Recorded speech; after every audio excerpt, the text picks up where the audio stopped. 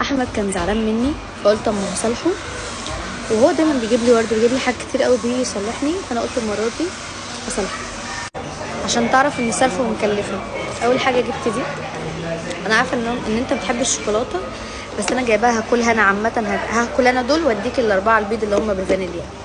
ومش كده وبس، جبت له من براند بصوا البنطلون، جبته له اصغر مقاس حرفيا. طبعا بصوا هما الاتنين ماتشنج رهيب. هحطهم بقى دلوقتي في الشنطه واظبطهم تظبيطه حلوه عشان لما يجي افاجئه واوريكم رده فعلي. عشان انت زعلان مني قلت اما اصالحك.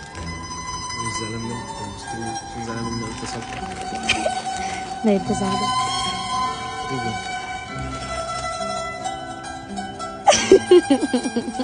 انا عارفه انك طب بتحب اقول لك حاجه، الشوكولاته تعرفي بس القميص ده اقسم بالله